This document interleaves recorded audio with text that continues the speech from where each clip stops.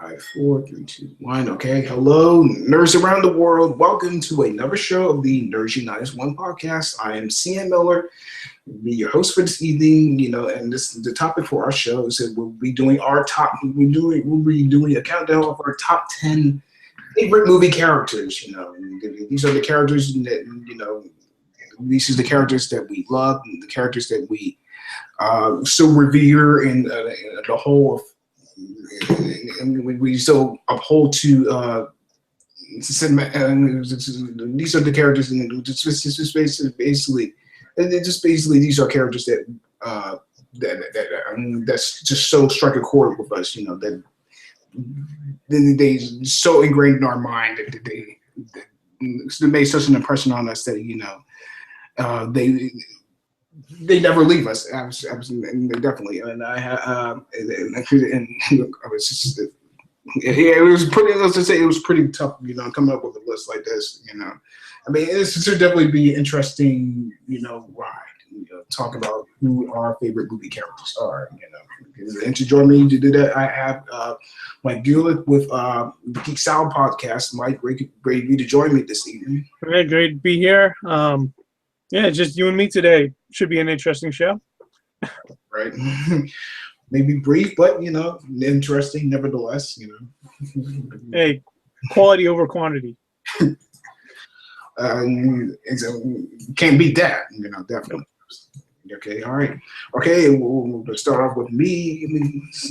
Like I said, the list is we're talking about and find out our top 10 favorite movie characters. Going from 10 to 1. Like I said, these are the characters. These are the characters. That left such a mark on us. It just to say you have to call them our favorites. Most definitely. Okay, so like I said, I'm going to start off and say we're going from 10 to 1. And we're starting off at number 10. My favorite movie character is the character of Buzz Lightyear from the Toy Story films. And this is a character who was voiced by Tim Allen from, of course, the iconic Toy Story films. Of course, it's voiced by Tim Allen. The character of Buzz is, of course, a space ranger for the Intergalactic Alliance.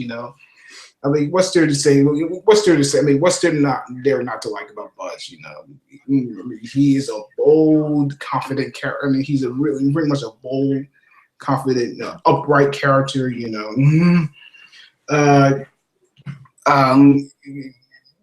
Marvelously brought to life by Tim Allen. It's just you can't help but admire this character. You can't help admire but fall. I mean, you can't admire but fall in love with him. I think the thing that strikes out to me about Buzz is his loyalty to his friends, especially to Woody. And they've been through a hell of a lot to make together. It's just like, I mean, he's pretty much. You can't help but love the guy. He just has to love. He's. I don't want to say he's charisma galore, but yeah, he's pretty. He's pretty much a fun and an enticing character. I mean, he's no doubt beloved by everyone who's seen these movies. I mean, this is definitely a character you can't help but love, though. Absolutely. Okay, Mike, why don't you give us number 10 on your list? To infinity and beyond. But my number 10 character is Ferris Bueller. Oh boy.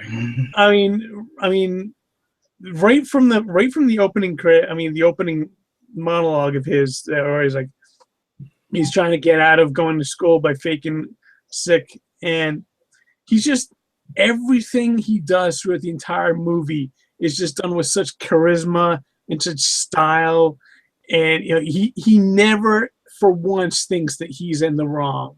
He always knows what he's doing. He's doing it, and he's doing it because it's what he wants to do, and that's all that he needs. I mean, he's got his best friends who he's kind of uses, but he loves them still. And, right down to the very last moment where he's racing to get back to his house, and then his sister lets him in. He hops back in bed, and boom, there walks right, and his parents walk right in the door. He's like such style and poise. I mean, he's not. There are better characters in cinema, but just for the pure charisma that Matthew Broderick played him with, that makes him my number 10. Oh, definitely. That movie's just like, oh, it's just like, oh man, it's just like, just a fun, wonderful. Oh yeah, Definitely. Only he could get away with doing a shaking, twist and shout in the middle of New York with his dad, like 20 feet away from him. Nobody. Not even seeing him. Yeah, nobody can do it better. I mean, I always wanted to want that Ferrari myself.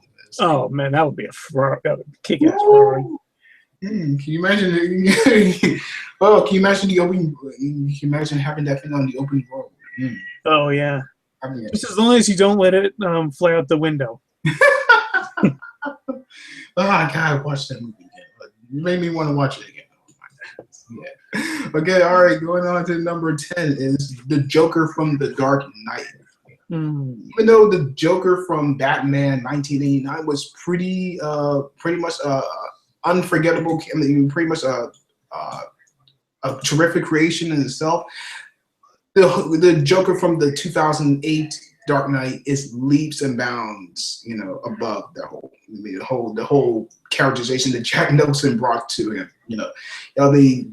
The Joker is truly he's a little like he's risen from the depths of hell. I mean, he just the terror he brings to the city is just Gotham City is just like you're only swept up in it. It's like swept up in the chaos, and you're just figuring how to get out. It's just like, and Heath Ledger, man, did he bring his all into the movie? It's just like I believe he spent several days in the hotel. It's just like to get the accent of the character right, and so forth and so on. It's just like it shows you what dedication Ledger brought to this role. It's just like going on into areas, to fully get inside the psychology of the character. It's just like he's truly twisted and psychotic and brutal in his methods. Like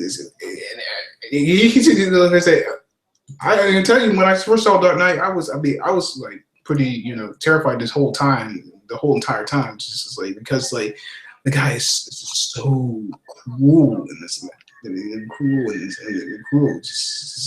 especially with the whole pestle trick. I was like, this guy ain't playing around. It's just like he's truly one of the best villains in cinematic history. I think Alfred in that movie said it best when he was like, some men you can't be reasoned with, some men can't be bought off with, some men just want to watch the world burn. Yeah, he's like a reincarnate,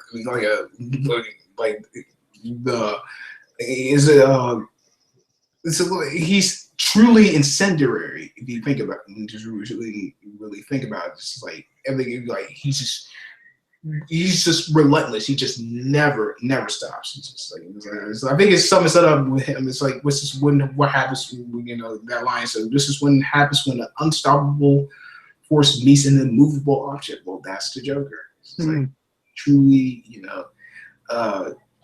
he's truly merciless and relentless in his cruelty. I mean, he's definitely the top of the top in terms of movie characters, definitely. Okay, Mike, why don't you give us number 9 on your list? All right, my number 9 is Godzilla. Okay, Gojira. Gojira, yeah. I mean, when you talk about forces of nature, that is what Godzilla was originally designed to be. He was designed to be like kind of a personification of the atomic bomb. Right. And right all the way back in 1955, I believe was the first movie. Yeah. And yeah. Yeah, and he was just this reign of terror that just goes through Japan, destroying everything in his path. And then they kind of gave him a little bit more personality, as much you can give a giant lizard personality throughout the movies. But he's always been that force of destruction. Whether it's against another monster, or whether it's against the people of Japan, whether against the people of the world. But and then like in the new Godzilla movie that came out a couple of years ago, they kind of switched it on its end. He was still this force of destruction, but he was also this force of protection. Almost, he was almost the guardian of the planet, trying to take out these creatures that were not supposed to exist. Right. And I thought that was a pretty interesting take on it. It was one I hadn't really considered before. But yeah, I mean, I've got a whole mess of the Godzilla movies. My favorite still to this day is Godzilla versus Destroyer, and because that one actually has the death of Godzilla at the very end. Kind of spoiler there. But it's a very, very excellent movie. Lots of inspiration taken from Aliens from that one. But it was a really, really great movie. All right. Great. I personally, well, I haven't seen. Well, I've seen a lot. I haven't seen a lot of Godzilla movies. I've seen a few. Of course, I've seen the original. I've seen the Gareth Edwards version that was released 2 years ago. I mean, yeah, definitely Godzilla was definitely the top of the top.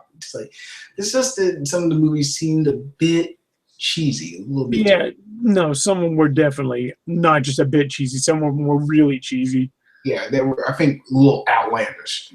Yeah, honestly, if you Godzilla 1985 and onward, they're a lot better of the series. Before that, they were trying to do a whole. They got really too cheesy for me. Right, but I do hold in regard the 1954 version, the 2014 version. No question. Okay, we're going on to number 8. Mary Poppins. For me, Mary Poppins. Nice one. Yes. Nice one. Oh my goodness! When Julie Andrews, comes out of the sky as that character with the umbrella, it's just like you saying to yourself, "Wow, I want her for a nanny." Mm-hmm. Yeah, she was pretty good looking too. Yeah, not too shabby there. Yeah, but yeah, you can't. The movie Mary Poppins definitely is. It's definitely I guess you have a smile on your face the entire time just because it's so entertaining. It's just you're always swept out, and the whole world of this very magical, and it's just like I say, it just fills you with so much, definitely, and there's no less done on the part of Julie Andrews, Yeah, she does give her a lovely aspect to the character, but she's very firm, she's very firm in a very authoritative way, but and she's also very gentle and kind, but unlike the film version, unlike the literary version, which was more strict, in certain aspects, but of course they had no film, based on a book is without deviations in certain aspects. Definitely. Of course, P.O. Travis was a little bit livid in terms of that. Yeah, she was. I don't know. She was a very prickly person, but let's just say she wasn't the most. She was almost insufferable in some instances. But yeah, you can't help but admire Disney for creating such a wonderful character. Nevertheless, definitely. And Julie Andrews, she really brings her to life. She really brings Mary to life. Definitely. Okay, Mike, why don't you give us number 8 on your list? All right, my number 8 is Sherlock Holmes. I mean, what can you say? I mean, he's probably been portrayed in film more than any other character in history. Um, most recently by Sir Ian McKellen in that movie Mr. Holmes, which was a phenomenal movie. I mean, like portraying an elderly Sherlock Holmes trying to solve almost his last case type thing. But before that, it was Robert Downey Jr. He played a nice, very fun Sherlock Holmes, Yeah. and what was it? Judd Nelson? No, damn, what's his name? He played Watson on that one. Jude Law. Jude Law, that's it. Yeah. I thought he was a fantastic Watson, by the way. And obviously on TV is Benedict Cumberbatch. Yeah. And but yeah, I mean throughout the many incarnations, he's always been portrayed in a very similar manner as like this guy who his thought processes are high above a normal person, but it kind of makes him very emotionally distant. He never really forms a good emotional connection with anyone other than Watson, unless you count the woman. I can't remember what the character's name was. Irene Adler. Yeah. Good call. Irene Adler. Yeah. I always love it when they do the portrayals of her in the movies because it's always a incredibly good chemistry between the two. Definitely. But yeah, Sherlock Holmes is definitely my number 8. I love the books, love the movies, love the TV show. If they make something with Sherlock Holmes, I'll be watching it. All right, definitely. Okay, all right. Going on to number 7. Number 7 for me is E.T. from E.T. the Extraterrestrial. He almost made my list. We're gonna have to talk about that. Okay. But yeah, E.T. How could you not love E.T.? This warm, loving visitor from another planet. Of course, he appeared in Spielberg's E.T. the Extraterrestrial in 1982. I just you just immediately gravitate towards him. You forget though that it's a puppet. You believe that this alien is real. Because I think how that's brought to light was through Henry Thomas's and through his performance as the character Elliot. I like the bond that they have. These two lost souls. Elliot was pretty much a kid that was alone and private. And this is in his own world. With parents, of course, I think with a mother that was too, I guess, emotionally distant to her mind was elsewhere. And of course, the father was absent, nevertheless. But you love the bond between E.T. and Elliot. That's really the heart of the whole movie, definitely. But you can't help. But you really can't help but fall in love with his character. Nevertheless, he grips it on you. Certainly, all right. Definitely. Okay, all right, Mike, why don't you give us number 7 on your list? All right, my number 7 is delving into the X-Men universe, Magneto. I think, again, portrayed by Sir Ian McKellen and Michael Fassbender. He, I think, more than any other of the X-Men characters, really kind of has a wider range of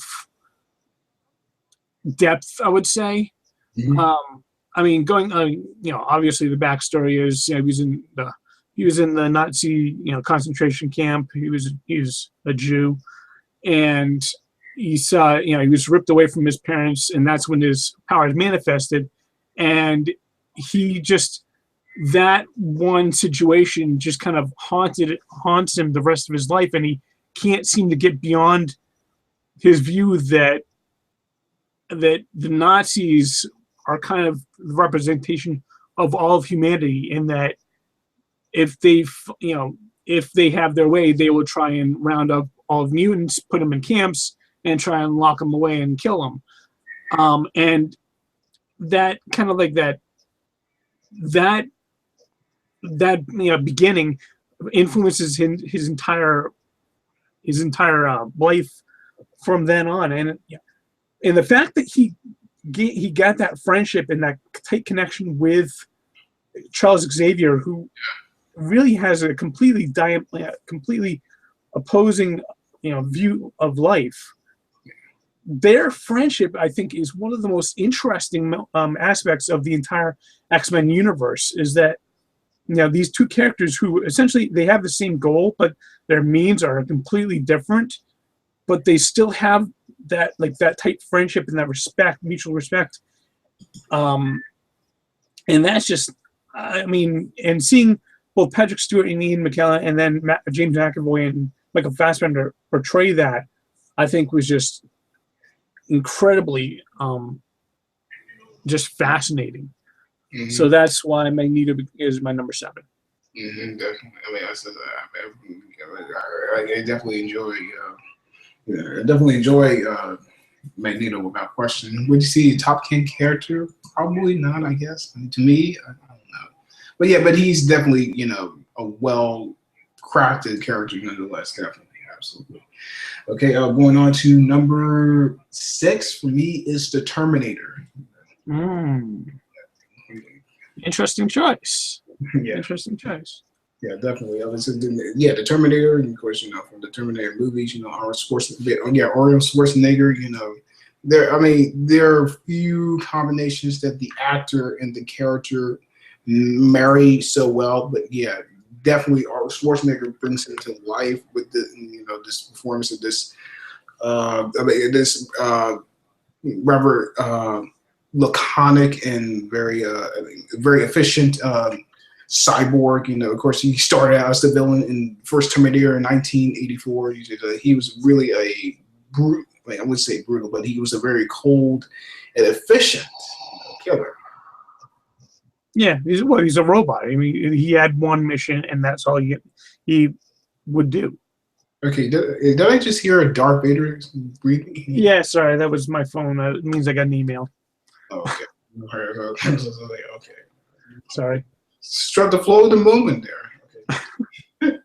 Okay, yeah, definitely. But yeah, when T2 came out, in 1991, yeah, he played a gentler version of the character, but what struck to me, what stood out for me was the relationship between him and John Connor, as he tries to as he's sort of his teacher, his professor of the humanities. I like how he, like how he in that movie, and how their relationship evolves as he teaches him of the value of human life and so forth and so on. Just like I like how their chemistry really much clicked in all levels of the way. It's really Arnold Schwarzenegger, Edward Furlong. They really sell you on the relationship with these two characters. The 3 other sequels. Oh, God. Not quite as good. Yeah, I wish I had good things to say, but I'm not gonna say that. But definitely, the character is what the greatness of the character is what remains. Certainly, definitely. Okay, Mike, would you give us a number 6 on your list? All right, my number 6. I'm actually going to stick in the comic book universe here and go with the Man of Steel. As far as the character goes, I know this may seem blasphemous to a lot of DC fans, but I actually think Superman is a deeper character than Batman is. Probably. Would I prefer to be Superman to Batman?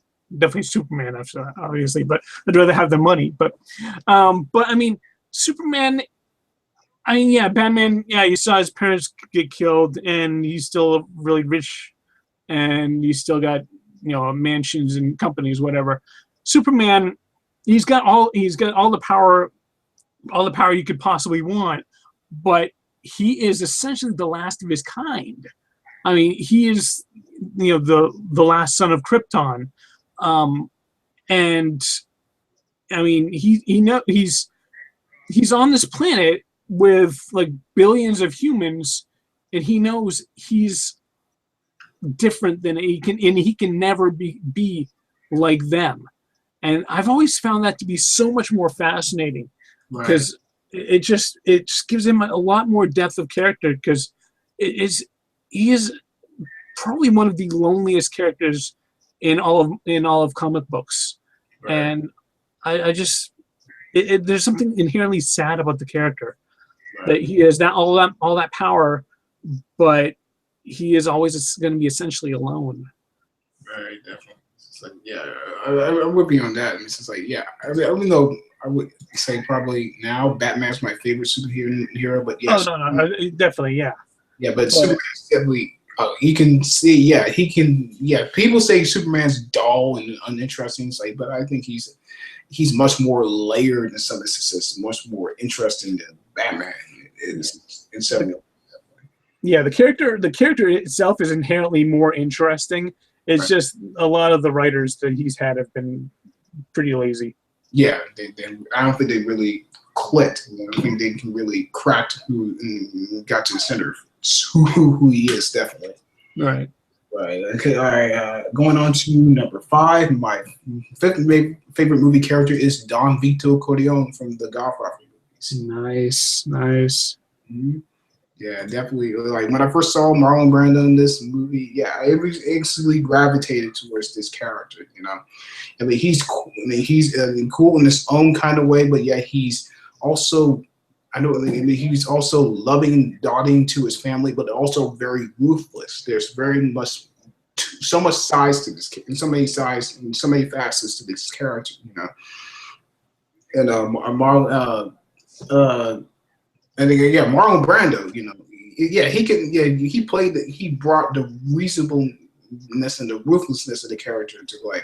Like, no doubt about it. It's just like he definitely got the part nailed down. Yeah, of course they were a little bit, you know, apprehensive about Brando playing this character. It's like, I'm not really sure about it because I'm not going to see he's a bit of an odd dog, but you know, Brando, Brando really didn't at that time. You know, Brando did a lot of. Let's just say he did some very unusual things. Of course, he had some box office failures, but yeah, how could you not? You can't imagine anyone else playing that character. Definitely, he really just crafts together an unforgettable character. Of course, the lines are just impeccable. It's like, of course, you know, who doesn't know I'm gonna make him an offer you can't refuse. You know, but definitely, Don Corleone, like, excellent. I mean, one of the great movie characters, without question. Definitely. One of my favorite scenes of his is actually the one where is essentially his death scene, where he's playing with his grandson. He's got the orange in his mouth. And then he has like a heart attack, I think. Yeah. Mm-hmm. And I mean, it's like this guy that ordered so many deaths, he dies of something as simple as a heart attack while playing with his grandson. I mean, something human about that. Yeah, like I say, even though these guys, did some bad things, there is a bit of humanity to them. It's like it's not a simple thing to think about. Yeah, but you're right about that. It's just like, yeah, just like the guy, this ruthless head of this crime organization. The ironic thing is that he dies,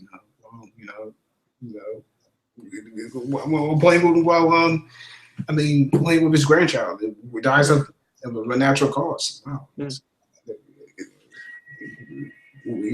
Great scene, nonetheless, definitely. Okay, Mike. All right. Number 5. My number 5 is Ellen Ripley from the Alien series. Nice. I mean, when you think about strong female characters, for me, she is the number one. Mm-hmm. I mean, you start off with Alien. You got a lot of characters in there, and as they start getting picked off one by one, you're like, all right, so who is the main character of this movie? And then the captain dies, and like, okay, so he's not. I guess it must be this woman, and then she just proves how much of a survivor she is by, blowing up the entire ship, and still having to face off against this alien. And in Aliens, she goes in as just an advisor to all this huge Marine troop, and she's still one of the last survivors of it. And hell, even Alien 3 and Alien 4 weren't exactly the best movies, but they still showed the strength of character and the strength that she was forced to, she's against this race of aliens that, if you kill them, they've got acid blood, so you can't even kill them up close, but so it's unsurmountable odds, right. And she still finds the strength to keep going, and that's why for female characters, Ellen Ripley is always going to be my number one. Right. Yeah. I'm in love with the character myself. It's just like just absolutely love the character Ellen Ripley. Okay, going on to number 4 for me is Darth Vader. Nice one. Darth Vader, the iconic symbol of evil. It's like, who doesn't know who Darth Vader is? You can't forget that the costume, the breathing, everything like that. He's definitely a ruthless and frightening figure of evil. Definitely. Even as I was a kid, when I saw the original Star Wars trilogy, this guy, he scared me. It's just like when he goes on to the in the first Star Wars movie, when he goes on to the rebel ship, and you see him right there strutting around. It's like you can't even move. He's just like, part of what makes. You can't forget that voice of James Earl Jones. Definitely that scintillating and very, I don't know about scintillating, but that very cool voice. That he put in that that ultimately gave the character his power, though. Without that voice, I don't believe that the picture would have been as half as successful as they. Yeah, of course, Orson Welles. Yeah, he was definitely a more recognizable voice at that point. But James Earl Jones.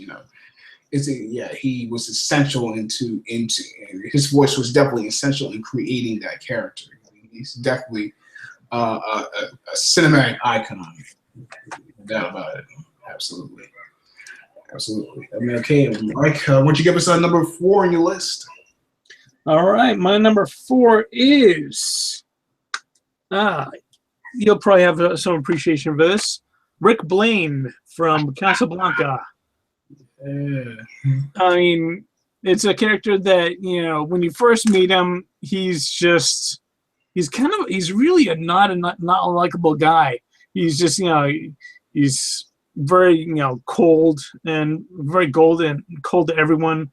He's like he really doesn't seem to care about anyone that even works with him or works for him.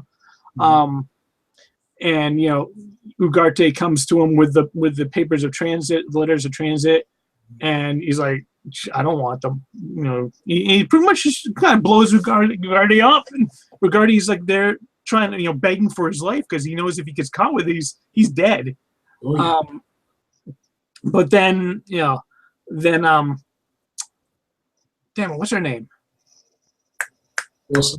Oh yeah, Elsa. Then she comes into his life, and you see the cracks start forming in his facade, and you realize there's a lot of pain and there's a lot of humanity in this character. He's trying to hold. He's trying to hide. And as the movie goes on, you just see more and more comes out, and then at the end, he pretty much he shoots the German officer, in order for them to escape, and he's like, if he needs you, you have to go with him. That he still loves her. He still loves her, but he realizes that she needs to go with Victor for the greater good, and he's like, I got to get back into the fight, and he goes off with Claude Range's Captain Renault. Yeah. Renault. And that's, the movie itself is fantastic, but it wouldn't have been nearly as good with anyone else playing Rick other than Humphrey Bogart. So Yeah. he is definitely my number 4. Yeah, it's like, dude, that dude is definitely the can't. But yeah, but you can't. But somehow you just want to be him somehow. Yeah. You can't help but you usually can't help but you get swept up. He's like gravity in a sense, I guess. Yeah. But yeah, you do definitely a great character. Great choice, definitely. Okay, going on to number 3 for me is Hannibal Lecter. And Hannibal Lecter from The Silence of the Lambs. Yeah. When I first saw The Silence of the Lambs, when he's first introduced, you realize that this dude, you realize this dude is, like, I guess Yes, I don't know. I guess you can't move. Chills go down your spine. Yes, but I don't know what the feeling is. But to tell you something, it ain't good when you first meet this guy. Very twisted, chilling, and very psychotic individual character, full of this malice and cruelty and the sadistic pleasure that this guy takes from eating human flesh. It's one to make one eat it's quiver, which is like disgust. It's just like he's definitely a morally reprehensible character. It's just like, and Anthony Hopkins just brings the character to life with these facets of his personality. He definitely brings to life this utterly demonic individual. He definitely gets a stellar performance, and his scenes with Jodie Foster are just gold. The way they play off each other, it's just like going back and forth. It's just like it's wonderful. It's just like how they play off each other. It's wonderful, and definitely, and it's just like it's probably Hopkins' most iconic role. I mean, he's no less impressive than that in movies. It's like he truly, he really knocks it out. I mean, he really is amazing in playing the character. But the character gives you chills down your. It just makes you shiver. Definitely. I mean, he's definitely one of the most terrifying of movie villains. I still, get shivered. I get shivers when I watch it. It's like, man, he's that terrifying. No doubt. All right, Mike, why don't you give us number 3 on your list? All right, my number 3 from Shawshank Redemption, Andy Dufresne. I mean, yeah, played masterfully by Tim Robbins.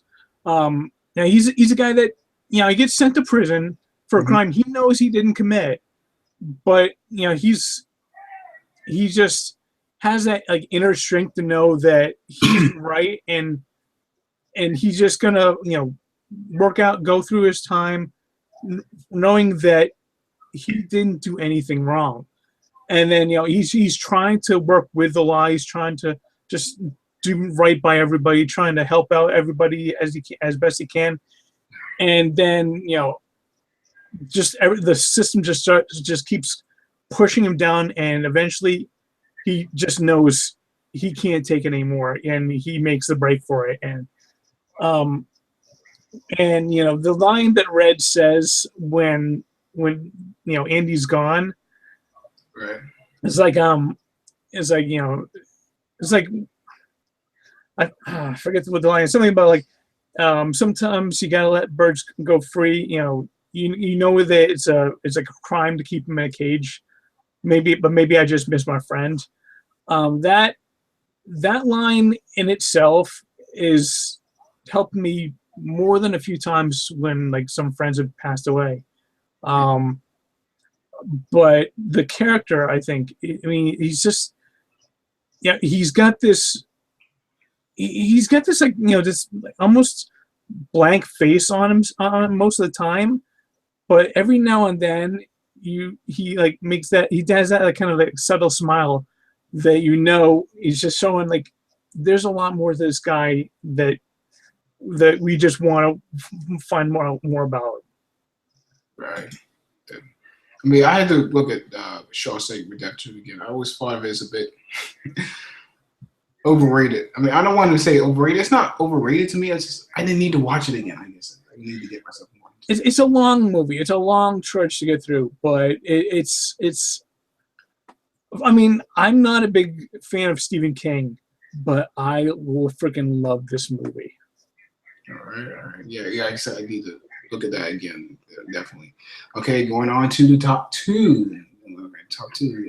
Top two favorite movie characters of all time. All right. So, okay, going on for me. All right, going on to me. Number two. My number two favorite movie character is Indiana Jones. Nice. Yes, Doctor Indiana Jones. Dr. Henry Jones Jr. I'm pretty sure he would take great disdain from called by his birth name, but you know the hell, yeah. Indiana Jones, cool as fuck. You know, I mean, archaeologist. You know, adventure. You know, obtainer of rare antiquities, as the guy said. You know, in the first movie he was introduced in, Raiders of the Lost Ark. I mean, just like yeah. Woo! And this character had the coolest musical theme of all time. Indiana Jones is awesome. It's just like, you know, he's smart, but he's, you know, but he's, I mean, he's quick-witted, and you know, yes, he's quick-witted, but he's brave beyond measure. You know, the man has balls of steel. When you see him in the first Raiders of the Lost Ark, and you know, and try to get the idol off, you know, the altar, and you know, he's just like, you're like, okay, can you make it? Can you make it? You just, yeah, you're on the edge the entire time. It's like you know, you're thinking of the words. Oh wait, did he slip? Oh, okay, let me stop. But yeah, oh man, he is definitely, you know, a wonderful, wonderful character. Like I say, he's definitely, he's got this. He just have a charm to him, and like I said, he definitely is fearless. Of course, we all know his one weakness. Snakes. Why it has to be snakes? Yes, very dangerous. You go. Oh my god! But yeah, the character Indiana Jones, like, yeah. It's just like you're just unleashed with them in his adventures. Of course, what's there to say about Harrison Ford playing this character? You know, he like I said, actor, like perfect marriage. I mean, one of the great marriages between actor and character. He just was faultless in assets in this role. You know, it's like have the bullet. Who doesn't want a bullet? Who doesn't want to have like that? He doesn't want a bullet. You know, he doesn't want a life jacket. I mean, he just want to go around the world. You know, going to these exotic places. It's like, I want to be Indiana Jones. I want to go on the hunt for, you know, finding lost cities and artifacts and stuff like that. Yeah, it's like, who doesn't want to be Indiana Jones? It's like, he's just awesome. He's just badass, absolutely. Okay, Mike, once you give us number two on your list. All right, my number two. Well, earlier you had Don Vito Corleone. My number two is Michael Corleone. Oh, okay. I mean, yeah, I love Don Vito, but for me, the character arc for Michael was it kind of puts him a little bit above, because he starts off wanting nothing to do with his family business. He tries, he goes out of his way to try to avoid this. Yeah. And then, but yeah, everything just keeps dragging him back in, and finally he's got to go into that restaurant, and it's like, you know, take the gun, leave the gun, take the cannoli. Mm-hmm. And that's when it just starts downfalling for him, and downfalling for him as far as, you know, breaking the law goes, but his rise to the top that begins there as well, because eventually he takes over the entire Corleone family business.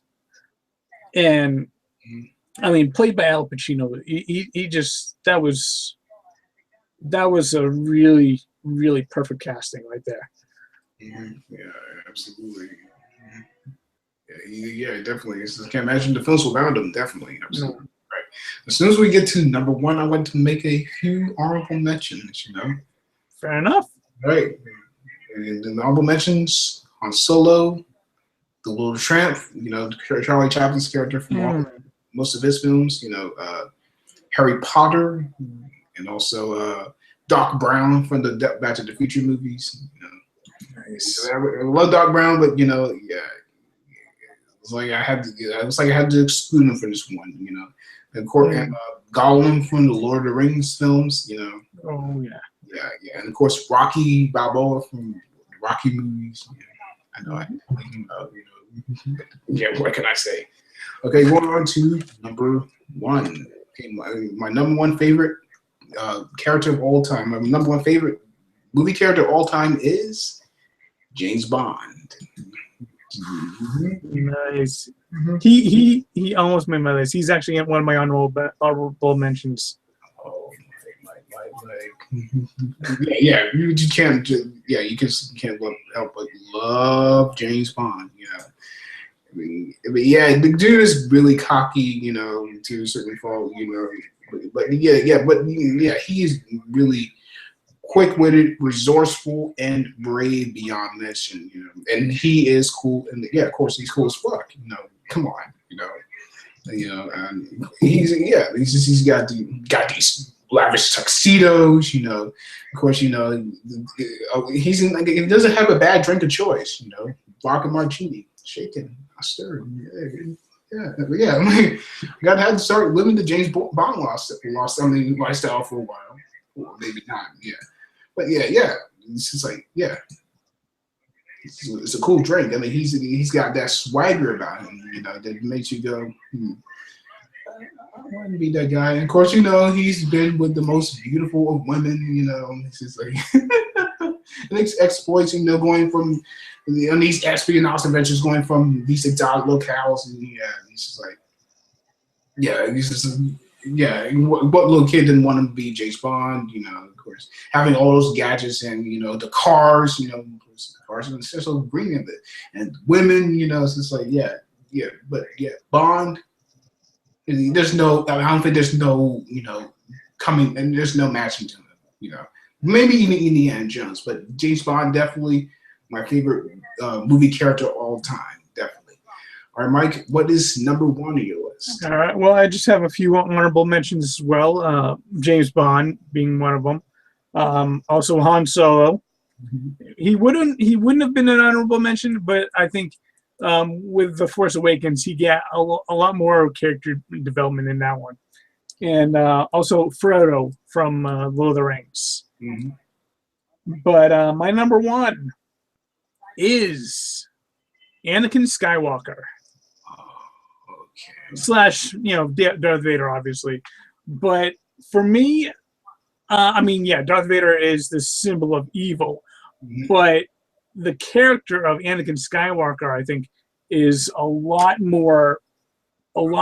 deeper in his whole story arc. From, as much as you hate, as much as you might hate the prequels, the story is a solid story, and the rise and fall of Anakin Skywalker, and then his ultimate redemption, with his son, I think that makes him really just one of the most fascinating and really most well-developed characters in cinema. Oddly enough, for a sci-fi space fantasy, it's actually pretty well done. And hey, kudos to George Lucas for that one. Not a great story, not a great filmmaker, but a pretty awesome storyteller. No, absolutely. I'm